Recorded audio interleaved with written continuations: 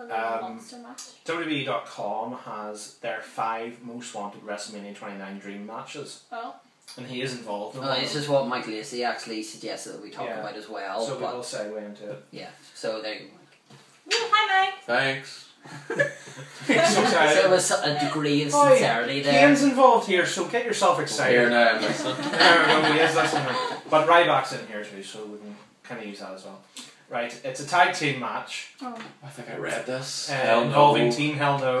No, I didn't like the sound and of it. the Rock and Sock Connection. Yay or nay? Well, it's certainly Sorry, that's match. just our, It'll be a big time the match. Northern Ireland Wrestling Connection phone line ringing off the hook there. Don't be ringing! We'll do that another week!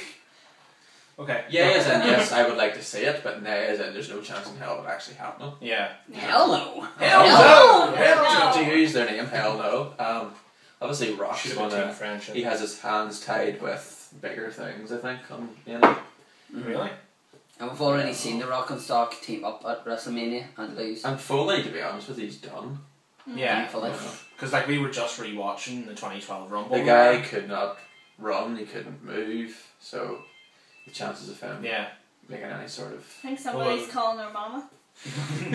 Sure, I'm here, I can't call anybody. Right, okay, we'll move on to the next match. Match number 4. He just calls himself like a mama then. What? No, I said I'm not calling anybody. But next match is CM Punk versus Brock Lesnar. Now, I don't see it happening, but again, you could see them play off in the fact that is this going to be Punk who and wins? Lesnar with Heyman. I was going to say, is this going to be like, whenever the Hardys and Edge and Christian, the battle to win Terry's services, is this going to be who wins Paul Heyman's services? Well, I tell you what, I think Brock Lesnar needs the services more. Oh yes, he does. You know, the only thing about Punk and Heyman is that yes, they are gold together, but Punk absolutely doesn't need him. He doesn't. He could Punk throw him can aside talk one day. On his own, he doesn't need any, backup at all. I think that's, whenever people were saying about Ric Flair teaming up with, like managing Ziggler, I think Ric Flair managing Jack Swagger would be a good plan. I'm not even sure Ziggler really fully needs someone. No, but Swagger's definitely allow Ziggler to kind of go out on his own and try and get. There's no point putting people with other people if they don't need to be there. Yeah. No, that's what I think. Like, how long has Ziggler been with Vicky Guerrero? A couple of years. Because they were girlfriend and boyfriend first of all. Well, it was Ziggler was with Maria. Yeah. Then Maria got released. Yeah. And then Vicky was still GM of SmackDown, I think, at the time, and then he ended up doing like building work for her. And then she did the smack on the backside and all that sort of stuff, and that's where his cougar thing started. Mm-hmm. I'm sorry. I have to find out when that was, because I think we could be pushing about 3 or 4 years. Well, when did Maria the thing is, as well, though, time flies so quickly in WWE. It could only have been a few months, but at the rate they move, it's been at least a couple of years now, because Maria's been gone a couple. She's been gone about 2 years now. Let me see here. Was Ziggler with Maria? Yeah. Do you remember that? They were going the sort of boyfriend-girlfriend route, so they were. Yeah. I don't remember. That was Nipple and Lydia. Yes, I do remember that. Let's go Thurpin. Okay, yeah. Just see when Maria. 2009. Yeah. So about 3 years. Doesn't fly. In June, he began a romantic relationship storyline with Vicky Guerrero.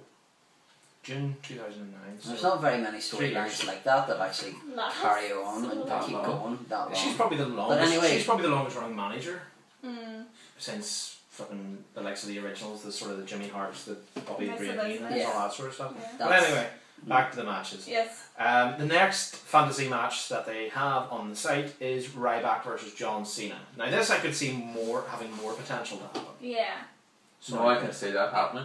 I would rather see that than I would a Rock Cena 2. Yes, definitely. I know they're more inclined to want a Rock Cena 2, but I don't think Ryback has the staying power to match up with Cena. That would be like putting I think it would put too an much up and comer pressure with like a Shawn Michaels. And what would you think would be the quality of the match? No, this is what I'm saying. Is Cena is, believe it or not, everybody, a half decent wrestler. Yes. But he's even better when paired with a Dolph Ziggler or Shawn Michaels. Yes, he's paired with somebody who brings. Obviously, there's no point putting him with somebody who's the same kind of style as him, because it's not even so much that they're not good wrestlers. It's the fact that they're just too similar. Because at the end of the day, Cena has to be in a match where the heel controls the most part. Yeah. Because then he has to have the rally, the comeback. But as we saw in the house shows, he can give and take, go back and forth. Yeah. Ryback, in my opinion, could not control a match. He could not be the ring general. He could not be the one doing the beatdown on Cena. I could see Ryback being more in the Money in the Bank, the destroyer kind of thing. Yeah. Like the really just slam people so off the far, ladder they've kind of showed thing. that they don't really want to put Ryback out there for any length of time. All those matches are short, and like even in this match at the house show, like most of it was Punk stalling. For the first kind of 10 for minutes. the 10 minutes where you just stood on the three ring. or 4 He minutes just on the stood on the turnbuckle. turnbuckle. So I think that kind of shows you that they Stared know that he for has his limitations. I got loads of good photos of that. So, as you say, Ryback's the type of guy that needs to be carried, I think. Yeah. He needs to have a ring general. Yeah. He needs to have the ring general with him. Now this match, I would very much like to see. Oh, no. And this, we were just talking about Divas matches. That's loud. AJ Lee Yes. versus Lita. Trish Stratus. Oh no. I thought it was going to be Lita because the whole thing was part of Lita. Either or, I would be Oh extremely my god, happy those with. two would be amazing. Now, the thing I think they could really play on, if they were to do, say, an AJ Lita, would be the fact there is video that floats about online from the WWE bleep days when AJ is a fan and was crying and meeting Lita. You could use that to a perfect build up for a match. I think. And you could make Lita or Trish are both good faces or heels. Yeah. So like there would be no problem putting Lita in that, and then saying like, yeah, you met me, so what? Like I turn my back on the wrestling people, etc. I'm only here to get a making her kind of the female Kevin Nash. Kevin Nash just thinking about the money and all that kind of stuff. Or you could just have AJ kind of rehash the Mickey James Trish Stratus thing almost, where AJ goes crazy stalker. She's the crazy fan. She would play that really well. Yeah. That would work. That'd be freaking. But I think that would be fantastic. And for AJ to go over at WrestleMania, I guess like an Attitude Era kind of diva, would be her. Well, that seems to be the thing, with all the Attitude Era, obviously with us having the Austin Punk promo and then the likes of that, but to have somebody who can actually wrestle in the style of Lita or Trish Stratus, would be fantastic. I mean, I wouldn't be opposed to Mickey James coming back to WWE, and then facing AJ and like battle of the crazy chicks. Yeah. But the final match on WWE.com, and in my opinion, has literally zero chance of happening. I would have this having less chance than the flipping Rock and Sock connection versus Team Hell No, and that is Undertaker versus Triple H versus HBK. Done, and done. In my opinion, it's a case of Triple H. I think is fairly. I think Triple H would come back to the ring. If there was a match to happen. I don't see him going against Undertaker again at WrestleMania. I think that sort of ship has gone, and HBK is the sort of person that I see not going back on retirement. I think that ship sailed with those three. Their moment was at WrestleMania 28 when they walked out together, I think. If they wanted to do that, was they the end should of have done that. that instead of maybe Undertaker Shawn too. That for me is like doing Roxana too, because that's something that that'll be engraved in people's minds, especially you two because you were there, for so long. To then go and tarnish that by saying, right, here's another one, once in a lifetime. Here's the Blu-ray, here's the DVD, here's the program, here's this, and then just to go, right, we're going to do it again. I think Rock, Cena, and somebody else. Like I would love to see Rock, Cena, Kurt Angle. I think having Kurt back would be fantastic. I think that would be a fantastic thing if Kurt was to come back at some stage. Could you imagine a Kurt Angle versus Dolph Ziggler match? Could you imagine the Kurt Angle versus Daniel Bryan match? Yeah, this is the thing. There's so many Kurt matches Angle that versus go out there. Punk. There's so many matches at the minute for who's in WWE that was not in WWE when Angle left. You have a smorgasbord of matches. Well, that's why you have to, do we see, obviously we all kind of want to see the Undertaker there. Do we see Triple H? Out of the two of them, is Undertaker more likely, even though... I think both of them are more or less very likely. If anything's going to happen, Triple H will be back for a Brock Lesnar match too. Yeah. I think if there is going to be a match with Triple H involved at Mania, it's going to be that. don't see there being anything else. I don't really know if I'm that fussed on, to be honest. I'm more fussed on that than I am an Undertaker Brock Lesnar match. Oh no, I wouldn't. Because I know that they'll not reference their any of that. SummerSlam match though blew me away. You know, that was a bit underwhelming. But I know from, you know, obviously Taker and Triple H fought in like 2002 or Undertaker Brock, sorry. But I know they'll not reference any of that because that was whenever the Undertaker was the dead man. Because they didn't. Yeah, they didn't tell any of that whenever Taker was fighting Triple H, either the first or the second time. Because Undertaker Triple H 1 was completely ignored from Mania history, effectively, because he was dead. Yeah. But now, if there was ever going to be another match for Undertaker, it's not going to involve these two, because Triple H will be involved with somebody else, and HBK, considering what he didn't say things badly, but he explained that he was disappointed with Flair going back in his retirement.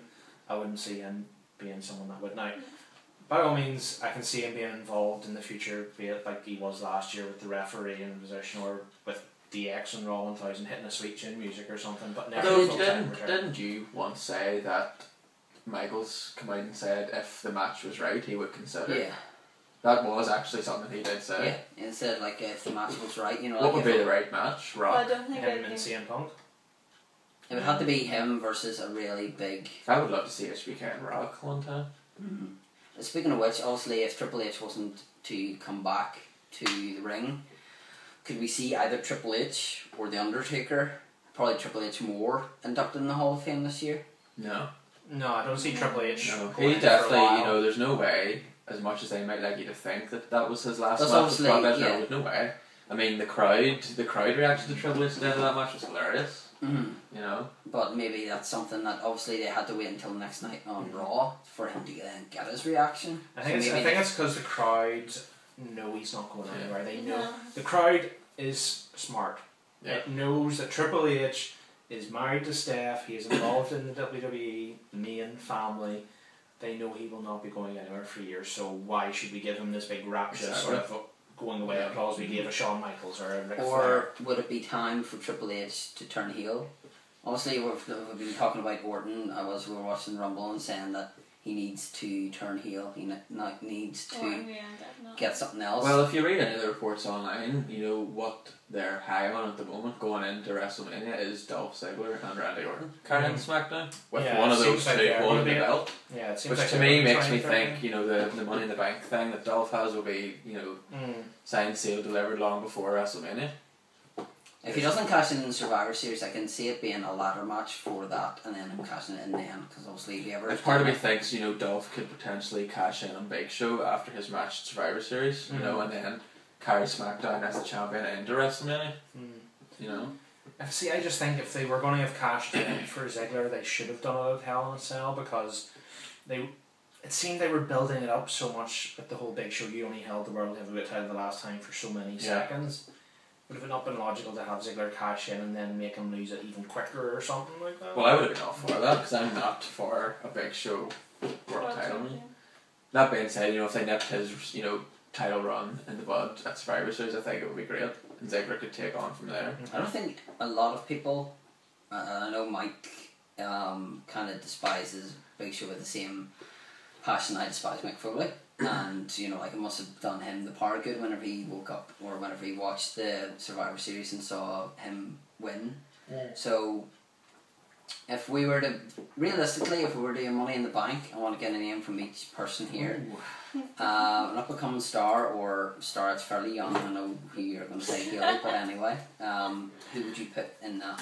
Cody Rhodes. I don't see anyone else. No, but if you were to put, not as a winner, if you were to put somebody in there like a Tyson Kidd or Justin Gabriel or someone like that, who would you? I would put Cody Rhodes. I know that's who Haley's gonna pick, but that is who I want to be the next star. So it would be nice and pick someone else because he stole.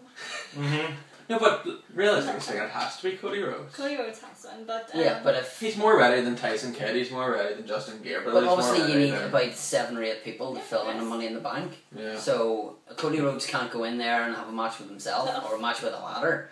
So obviously he's going to need other people there. Whether you put in like the Heath Slater. And then we would have your Heath Slaters, your Drew McIntyres, your Evan Bournes, your Justin Gabriels, your Tyson Kidds. No, Evan Yeah, but Bourne's getting realistically, Who would you realistically, Justin Gabriel is not going to be No. in Money in the Bank. No, obviously. No, don't get me wrong. Why? I know Tyson Oh, Kidd was I in. know someone- Why would he not be in? I know Tyson Kidd was in. He's been in Money in the Bank.